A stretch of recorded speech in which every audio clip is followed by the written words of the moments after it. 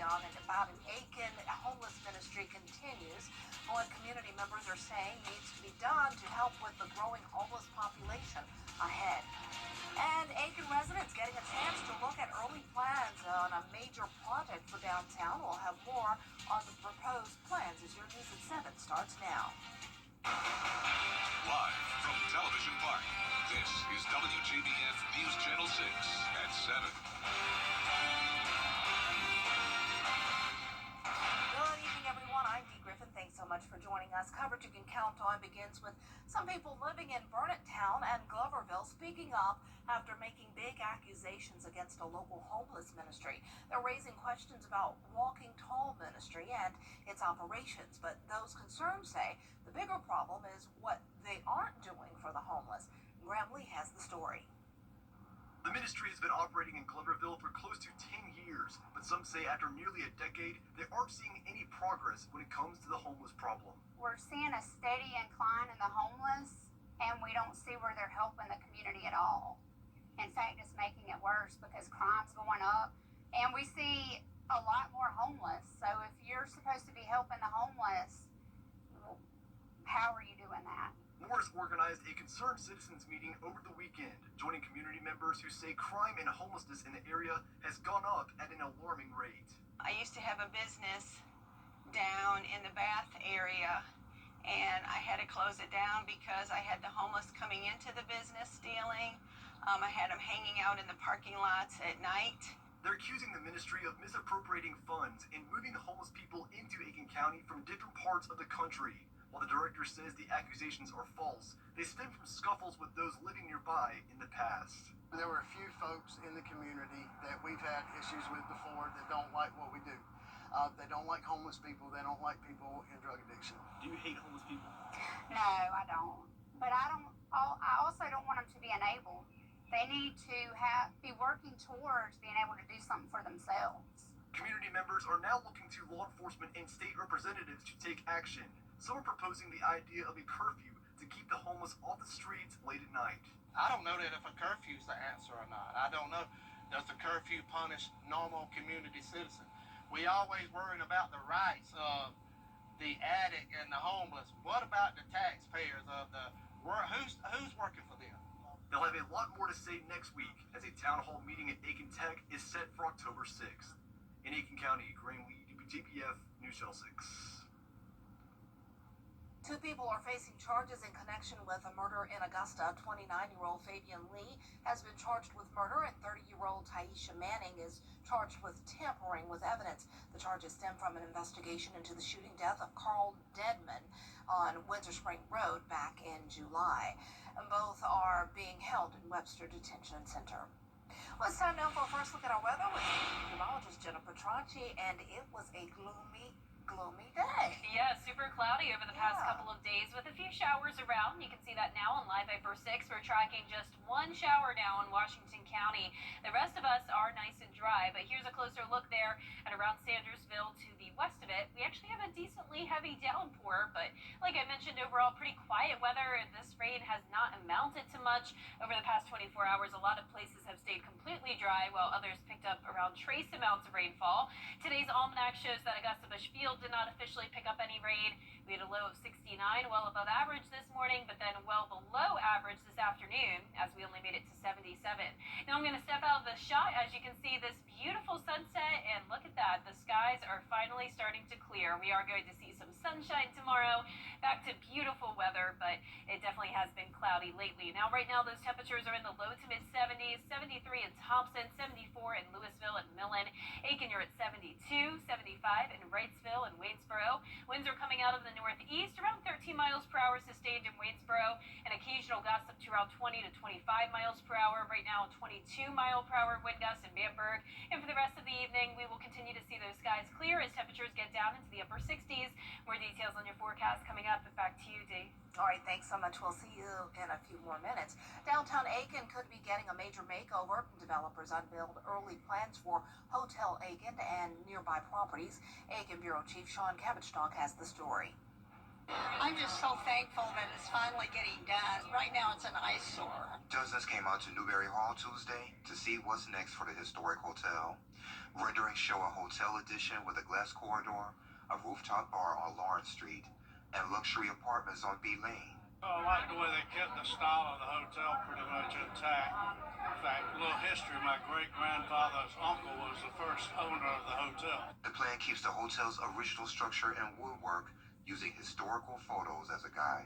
We're pulling in all of that and making sure that the new hotel itself not only resembles that and preserves the history that was there, but also we're adding some modern touches to it. The project will have 70 to 80 rooms, including suites.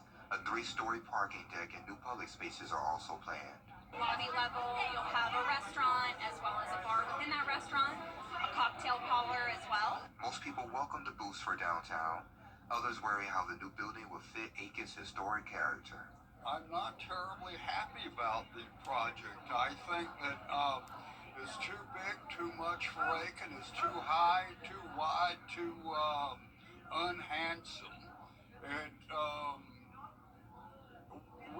We can do better. Developers say public input will help shape the final design as those plans move forward. In Aiken, I'm Aiken Bureau Chief Sean Cabbage-Stock, WJBF News Channel 6. Consultants looking at Augusta parks present the list of the most underused. The study used cameras to track the usage in 51 city parks over the last 2 months. Consultants say 21 parks underutilized, and the study says to bring the parks back to standards would cost more than $20 million. We've been talking about this. We've been kicking the can down the street for how many years now? We got way too many parks in the city.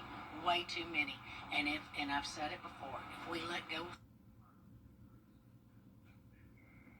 Some raising concerns because the study only looked at park usage for 2 months in the summer. Consultants will report back at the end of October with additional data from September.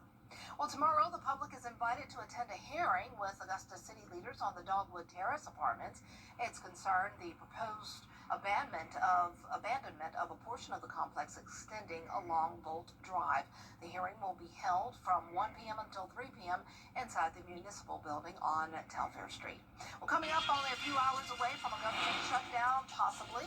We'll have the details when we return. Hey there, Georgia. I'm John Crow with your Cast Recast. Return tomorrow with a brief warm-up into the 80s, but a cool down is on the way. We will have some chilly nights and mornings, and then eventually some rain possible this weekend. I'll have all the details when we return. Last year, we teamed up with Rooms. News Channel 6 mobile app is now even better. Download it today. Now, your most accurate forecast with WJBF Live 5 for 6. Welcome back and happy last day of September. It was such a dry month for Augusta and several places across the CSRA. Other places saw some significant amounts of rainfall, but here at Augusta Bushfield, several days were completely dry. Over the weekend, that's when we got our highest amounts of rain, but you can see all of those amounts very limited. So to wrap up the month, we've only picked up 3/4 of an inch of rainfall, well below our normal amount, which is over 3 inches. Now on our Terry Lambert Hyundai Skyview cam here in Swainsboro, still mostly cloudy, but we're seeing some pretty colors out there as those clouds start to break apart. We're sitting at 74 degrees with a north wind of 11 miles per hour. Dew points are in the mid-60s. Temperatures are in the low to mid-70s across the board, pretty consistent all across the area with cloud cover and not a lot of rain. Like I mentioned at the top of the show, one spotty shower there in Sandersville. Other than that, it is dry. And zooming out, you can see high pressures in control, bringing us this northeast wind. We have a stationary front off the coast, and then we have our twin storms that we've been watching all week long. So here's the latest on Imelda and Humberto.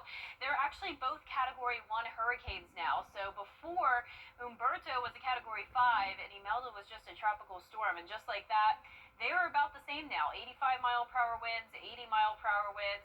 Imelda's moving east-northeast while Humberto's moving just to the north, and it is going to soon merge with an upper-level low, which will just sort of break it apart. So you can see the track is not going to be lasting much longer through tomorrow afternoon. That's when it will just no longer be a named storm as it dodges Bermuda, thank goodness.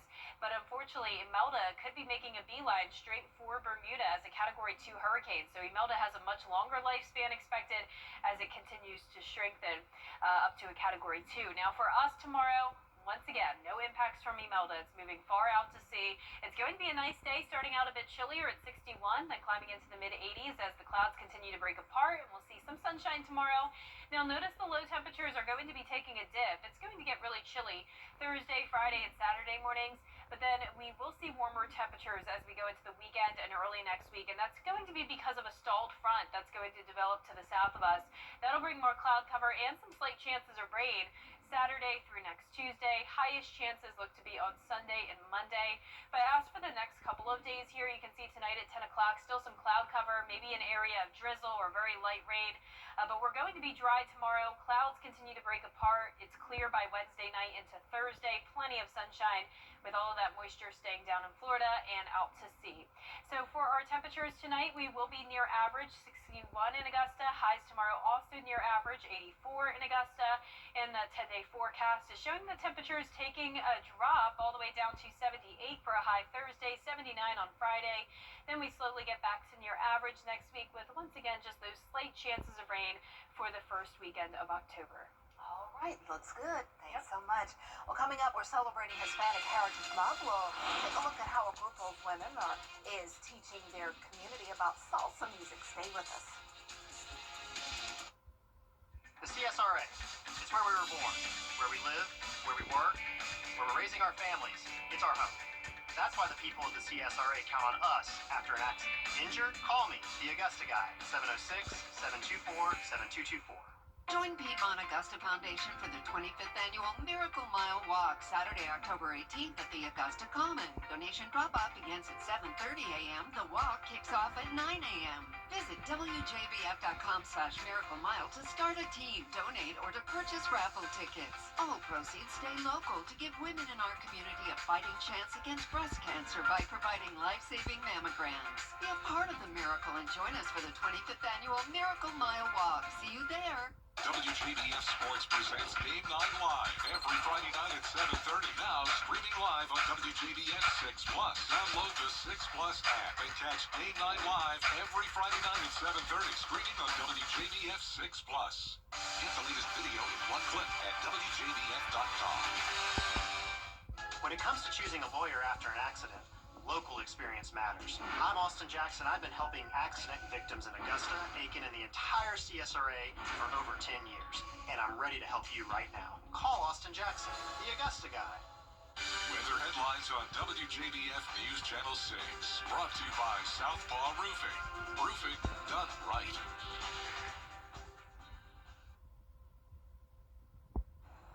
In San Diego, California, and all in celebration of Hispanic Heritage Month, News Channel 6 will air a special program highlighting Hispanic culture, and we hope you will join us on Sunday, October 5th at 5:30 p.m. Well, coming up, PBS announcing the return of popular kids shows. We'll have the story after the break. It's a trap. Everything you say. For years, WJBF News Channel 6 and our partners have championed local families through our Children First campaign. Together, our mission has always been to strengthen our community by uplifting children and their families across the CSRA. Count on News Channel 6 as we make a difference in the lives of local children. To learn more, visit WJBF.com/Children First. WJBF News Channel 6's Children First initiative is sponsored by Bridgestone and Mike Costello Law Firm. A popular PBS reading show returns with new episodes. Take a look. Cool that they're bringing it back. Yeah. Hopefully it's a big success. Yeah, I'm sure it'll be a hit. Yeah. Well, our 10-day forecast is showing a big success when it comes to this weather. If you like the fall, it's going to be beautiful. We're dry. dropping down into the upper 70s Thursday and Friday. Some chilly mornings there in the mid-50s. Tomorrow will be a bit warmer, though, and then you can see those temperatures warm up again as we go into next week. Not above average, but back to near average in the mid-80s. Low temperatures going back into the low 60s. And our best chance of rain will be around Sunday and Monday. We'll have the stationary front to the south of us bringing us a few showers. But other than that, a lot of dry days ahead. Great for some outdoor plans, and we are very fortunate that we have quiet activity in the tropics once again. It looks really good. I'm really happy about these temperatures. Wow. Yeah, it's gonna fall be is great. coming in really nicely. Yeah. Thanks so much. Well, that's all the time we have for now. Our next news is right here on News Channel 6 at 11. Entertainment Tonight is next. Have a great evening.